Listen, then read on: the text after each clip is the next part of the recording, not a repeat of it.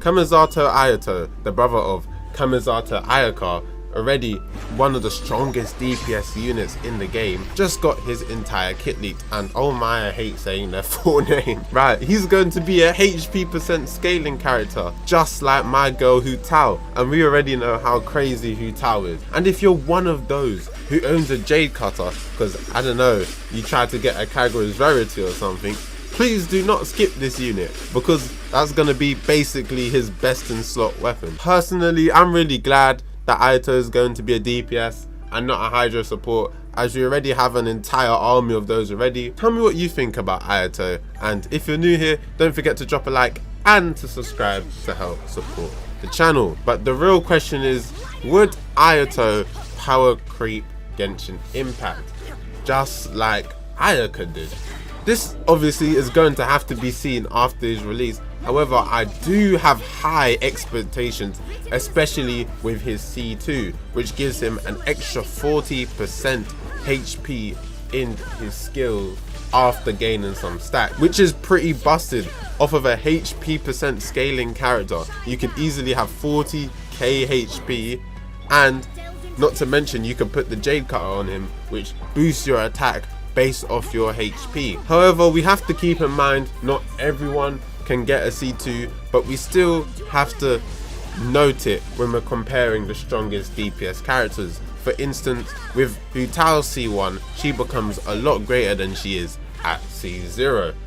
Hu Tao's C1 is what makes her name for her, you know? For all we know, Ayato's C2 could be a game-breaking constellation like Raiden's C2, which could end up maybe even doubling his damage, making the power spike huge between a free-to-play and someone who spends money on Ayato for his constellations, or could just be an extra thing to play with for whales. Let's hope it's not like the difference from C0 Yai to C6 Yai, where her damage basically triples. However though, with Ayato's sister Ayaka already being such a broken unit at C0, I would expect them to do the same for Ayato so that he is free to play friendly.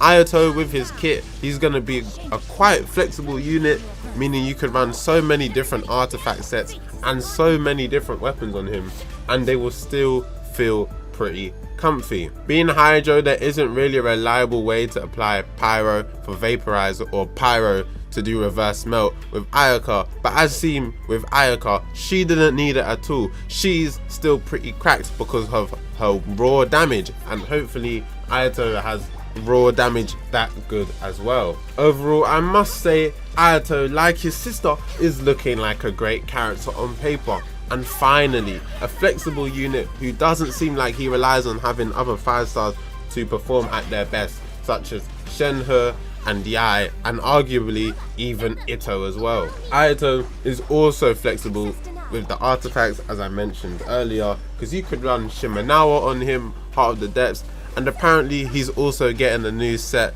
but that set is pretty RNG, so we'll have to see how good that is also. Honestly though, I would highly recommend this character even before he is released, and given that he is released before Sumeru, who knows what the Hydro reaction with Denjo could be. Since Ayato has stayed in the meta for like a whole year, who knows, this could be Ayato's turn to do the exact same thing. Either way, he's looking like a great investment into your account, because he doesn't seem like he relies on other 5 stars or specific teammates for him to shine above the rest, which is great because it feels like we haven't got a character like this since forever really. However, this is going to be the end of the video, so don't forget to tell me what you think about Ayato in the comments down below. I would really love to hear your thoughts, and I hope you all have a great day. See you around.